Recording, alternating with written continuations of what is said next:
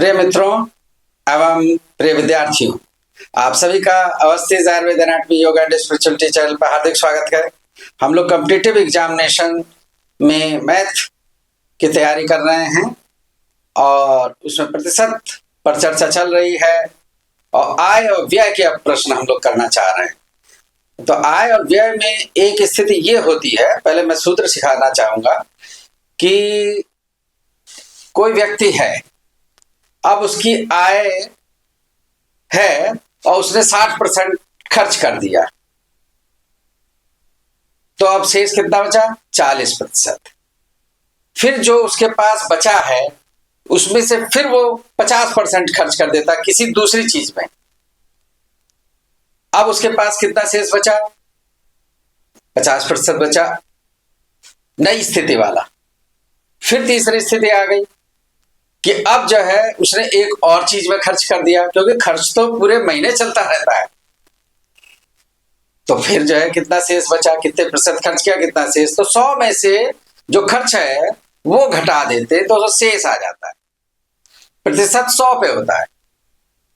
तो इस प्रकार से वो खर्च करता है और कहीं कहीं ये भी लिखा रहता है कि एक मद में प्रतिशत ना लिख के लिख दिया कि 1500 रुपये खर्च किए इसमें, जैसे बच्चे की फीस में। तो आखिर में उस प्रश्न में पूछा जाता है कि बचत कितनी हुई, इतने सब खर्चे करने के बाद उसको कितनी बचत हुई। तो ये एक स्थिति है। तो इस स्थिति को हम लोग कैसे करते हैं वो मैं बताता हूं सूत्र। तो उसमें होता है कि पहला खर्च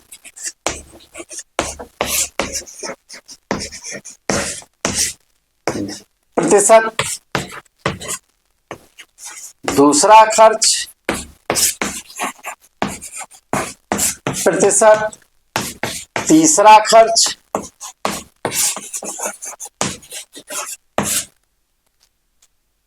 प्रतिशत और चौथा खर्च। उसमें प्रतिशत नहीं दिया, खाली रुपए दे दिए। अब इसमें पूछ रहे हैं कि बचत कितनी होगी।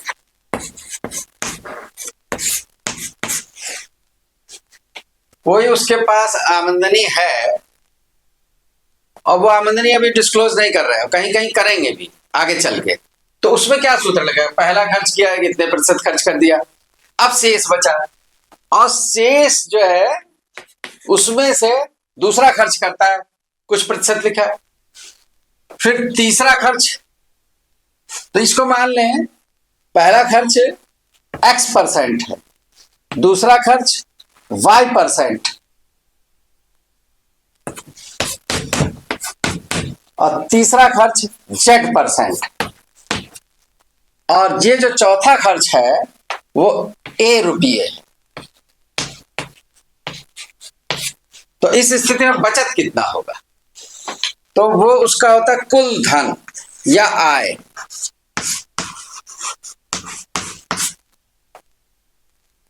गुणे 100 माइनस X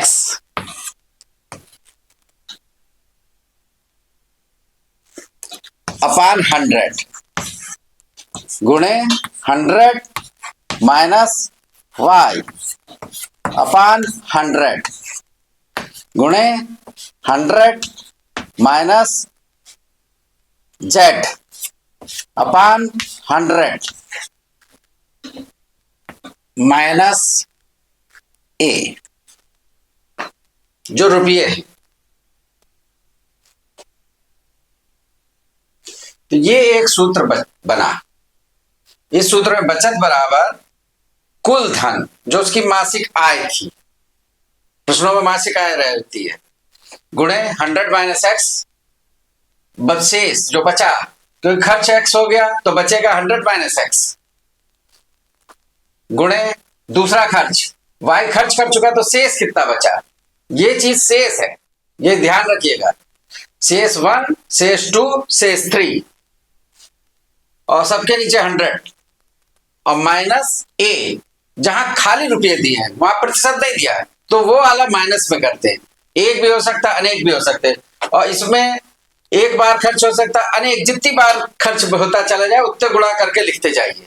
और यहाँ जो अन्य खर्च हो बता रहा है खाली रुपये में, तो उतने माइनस में लिखते चले जाएंगे। तो इस प्रकार ये सूत्र हुआ। अब इसके ऊपर हम लोग अभ्यास करते हैं, जिससे ये सूत्र आपको और ज्यादा स्पष्ट हो जाएगा। चलिए अभ्यास करते हैं। प्रश्न है, गोपाल अपनी मासिक आय का 30% भोजन में खर्च करता है, शेष का 40% परिवहन पर खर्च करता है, इसके बाद शेष का 50% बचाता है। यदि उसकी मासिक आय 18,400 है तो वह प्रतिमाह कितने रुपये बचाता है? इस प्रश्न में दिया है 30% और फिर जो शेष बचता है उसका 40% खर्च करता है। देखिए, और कह रहा है जो शेष है, जो तीसरा है, वो कह रहा है उसमें 50% बचाता है, ये बचत है। तो खर्च कितना होगा? खर्च भी 50% होगा, 100 में से घटा देंगे।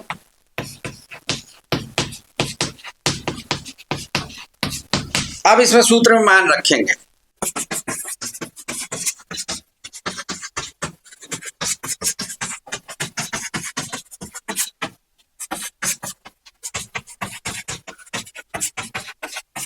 देखिए, एक अलग वाला खर्च दिया ही नहीं है तो उसे छोड़ देंगे। अब इनको हम अब देखिए मान रखेंगे 18,400, ये उसका कुल धन है, मासिक आय। और पहला खर्च 100 माइनस x जो 30 है, दूसरा खर्च 40 है और तीसरा 50। ये सूत्र में मान रख दिया। ये जो फार्मूला सूत्र में मान रखा, तो x जो 30 है, y जो है 40 है और z इसमें 50 है और a दिया ही नहीं है, तो ये वाला पार्ट छोड़ देंगे क्योंकि अन्य खर्च दिया ही नहीं है। ये वाला पॉइंट है ही नहीं, दिया नहीं तो वो ये यहाँ सूत्र में से हटा देंगे। अब इसे मान रखिए, देखिए ये 2 जीरो से कट गए, तो ये 184 गुणे 70/1 गुणे 60/100 गुणे 50/100, 50 दूनी 200, और ये 0 से 0 कटा और 2 तिहाई 6, और ये 0 से ये 0 कटा, तो यहाँ 1 था तो 1 को 3 से गुणा 3, 3 सत्ते 21, तो 184 गुणे 21। अब इनको 21 से गुणा करेंगे।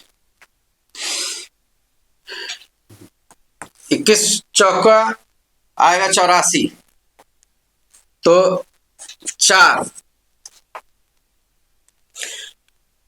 और 21 8 168 और उसमें 8 जोड़ेंगे तो 176,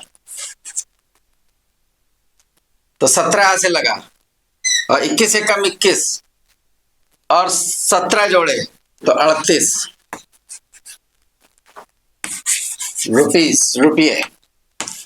तो उत्तर हुआ 3,864 रुपये। तो उसकी जो बचत है, वो कुल बचत जो है 3,864 रुपये होगी। तो ये इस प्रकार प्रश्न हल हुआ। अब अगले प्रश्न की ओर चलते हैं। नारायण अपने मासिक वेतन का 30% शिक्षा पर व्यय करता है, शेष का 50% वह भोजन पर तथा परिवर्तन पर व्यय करता है, और इसके बाद शेष में से 1,000 मकान का किराया देता है। अंत में उसके पास 1,800 रुपये बचते हैं।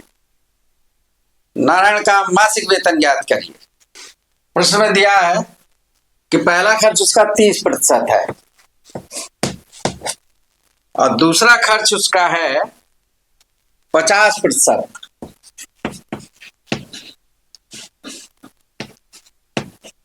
और तीसरा खर्च ये नहीं दिया है ही नहीं उसमें, तो छोड़ देंगे सूत्र में से। और ये जो चौथा खर्च है उसके रुपये उसने दिए, ए वाला जो है उसमें उसने दिया है 1,000 मकान का किराया।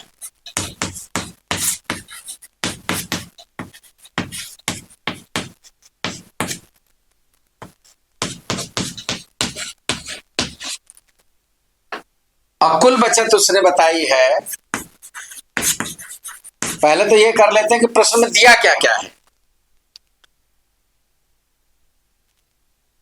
1800।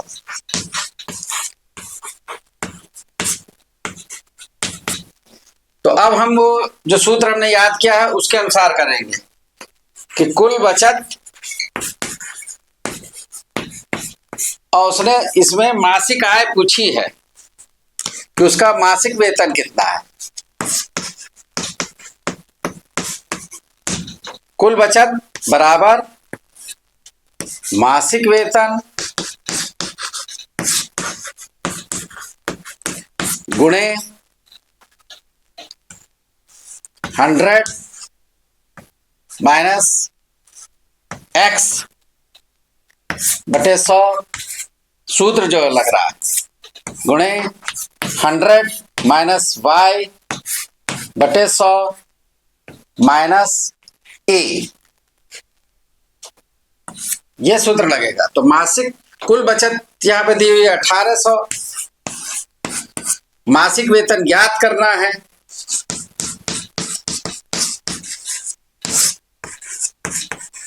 तो ऐसे ही रखेंगे, गुणे यहां x जो है 30 दिया है,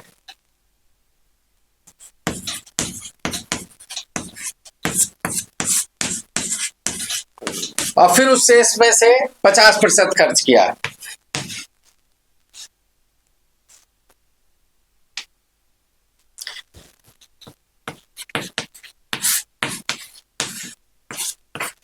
और माइनस 1000 उसने किराया दे दिया। तो आप देखिए, इसको हल करेंगे या इसको हम ऐसे भी लिख सकते हैं,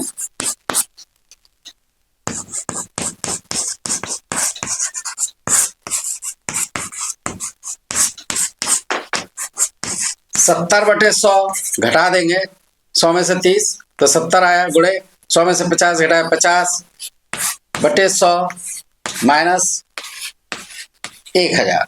ये जीरो से ये जीरो कटा, 5 दूनी 10, 2 आया, एक जीरो से ये जीरो काटा। अब ये जो आया, ये जो 1000 है इधर ले जाएंगे। बात को समझिए, मासिक वेतन हमें ज्ञात करना है, तो 1800 यहां पे आ जाएगा प्लस 1000 बराबर मासिक वेतन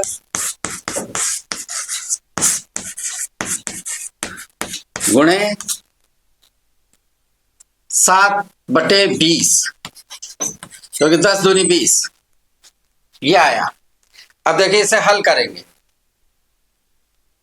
तो इसको जोड़ेंगे, तो ये हो जाएगा 2800, और ये जो गिनती है इसको ऐसे ही रखेंगे अभी, क्योंकि एक एक स्टेप मैं सिखा रहा हूं, वरना आप कर भी सकते थे, गुणे 7 बटे 20। तो अब इसको हम हल कर रहे हैं, तो मासिक वेतन अब हो जाएगा, थोड़ा सा इसको मिटा लेते हैं हम,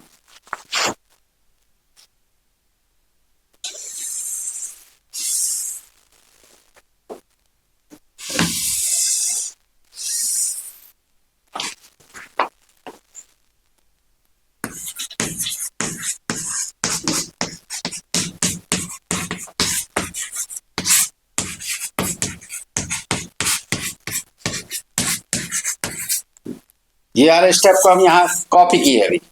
अब ये 20 जाएगा ऊपर और 7 आएगा नीचे।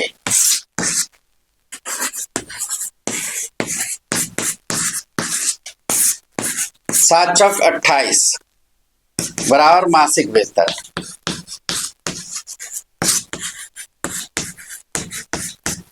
अब ये पूरा काटेंगे तो ऐसे आएगा, तो 20 को 400 से गुणा करेंगे तो 8000,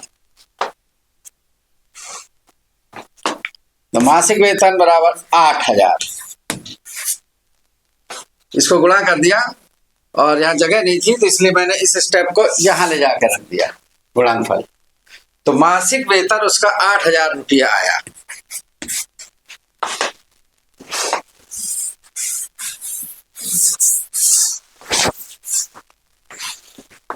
तो 400 को किया तो 8,000 मासिक वेतन।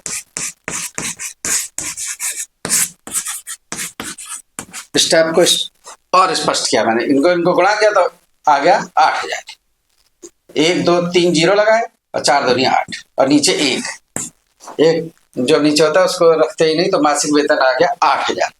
इस प्रकार ये प्रश्न हल हुआ। एक आदमी अपनी आय का 5% निर्धन कोष में दान करता है, शेष आय का 20% बचत बैंक में जमा करता है, अंत में उसके पास 1919 रुपये बचे, उसकी आय कितनी थी? तो देखिए, उसने 5% तो निर्धन कोष में दिया, 20% बैंक में जमा कर दिया। ये खर्च के रूप में लिया जाएगा, ये कोष में दिया। तीसरा खर्च उसने दिया नहीं, चौथा उसने किया नहीं।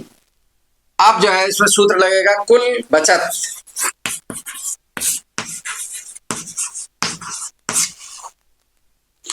बराबर होगा मासिक वेतन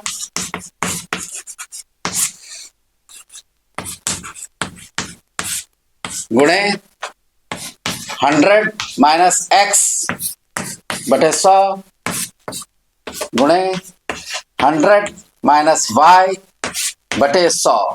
और ए है ही दिया ही नहीं है, जो दिया नहीं क्रॉस बना है वो सूत्र में लिखना ही नहीं है उस पार्ट को, क्योंकि सूत्र को हमने जो सिखा रहे थे उसमें व्यापक सूत्र सिखाया है, उसको कितने भाग पे जाकर रोक देना है।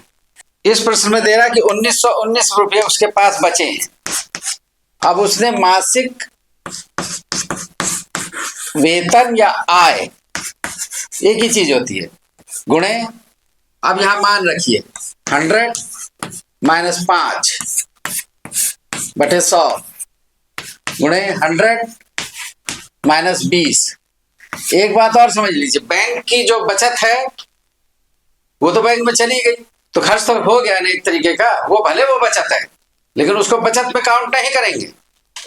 ये मोस्ट इंपॉर्टेंट बात है कि लोग सोचे अरे वो तो बचत है, लेकिन उस महीने के खर्च के लिए बचत नहीं है ना, वो तो एक लंबी बचत हो गई उस महीने के लिए, तो वो खर्च ही है। तो इसलिए ये 20 यहां लिखेंगे, उस महीने का ये खर्च है, क्योंकि हाथ में कितना रहा वो बचत कहलाती है। जब व्यावहारिक रूप में हाथ में है इसलिए उसे खर्च मानेंगे।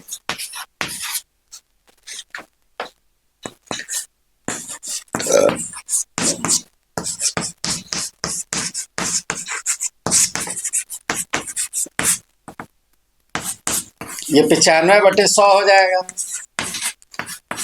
ये 80 बटे 100 हो जाएगा। तो ये जीरो से ये जीरो कटेगा और 5 से भाग जा रहा है, तो 5 एकम 5, 5 नाम 45, 19, 5 दूनी 10 और 2 से काटा 4, 4 से काटा 25, ये 4 ऊपर था तो 4 से भाग 100 में दिया तो 25। तो अब मासिक आय के लिए ये जो 25 से नीचे वाला ये तो ऊपर जाएगा और ये 19 ऊपर वाला नीचे आएगा, तो मासिक आय हो जाएगी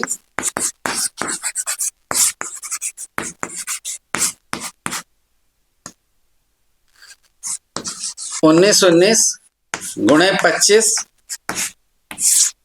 बटे 19। अब 19 का पहाड़ा पड़ेंगे, 19 एक कम 19 और फिर एक में ना जाने का 0 और 19 एक कम 19 ये 1। 25 को अब इससे गुणा करेंगे तो 25 एक कम 25 और 0 से गुणा करेंगे तो 0 ही आएगा, तो हासिल वाला 2 यहां लिख जाएगा और 25 एक कम 25, 2525 रुपये। तो इस प्रकार आया इसमें कि उसकी मासिक आय कितनी थी 2525 रुपये। ये उत्तर हो गया। मासिक आय कहें चाहे उसे मासिक वेतन कहें, तो वो आ गया 2525 रुपये। अब नया प्रश्न है, नीलम अपनी कुल आय का 20% मकान के किराए पर तथा शेष का 70% घरेलू मदों में खर्च करती है। यदि वह रुपये 3600 की बचत करती है तो उसकी कुल आय कितनी है। तो एक्स जो है इसमें दिया 20% पहला खर्च और 70% दूसरा खर्च, और उसकी बचत दी है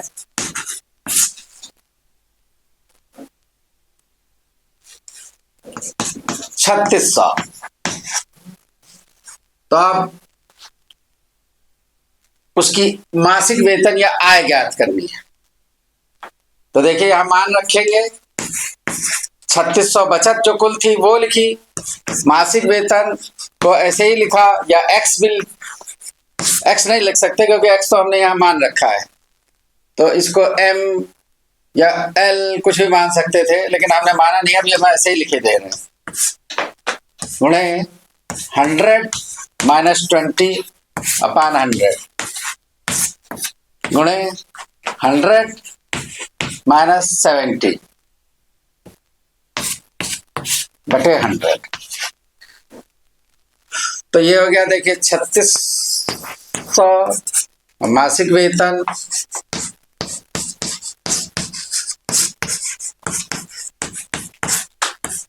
सौ में से 20 घटाए 80, 100 में 70 घटाए 30। तो ये देखिए 1 0 इससे काटा और 1 0 इससे काटा, और 4 दूनी 8 और 4 का भाग दिया तो 25 और 3 दूनी 6 हो जाएगा। ये जो ऊपर की गिनतियां हैं वो नीचे आएंगी,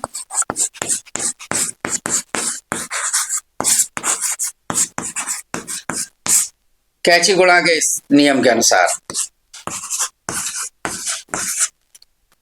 तो 2 तिहाई 6 लिख दे, या गिनती ही लिख दे गुणे वाली, और यह गुणे 25। ये 25 ऊपर जाएगा क्योंकि नीचे है कैची गुणा में। तो 2 से काटा, 3 से काटा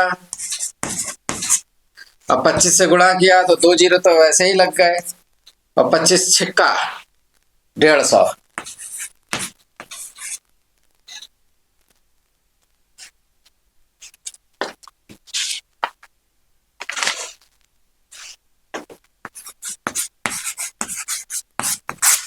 तो उसकी आय आई 15,000 रुपये। उत्तर हुआ 15,000 रुपये। Thank you.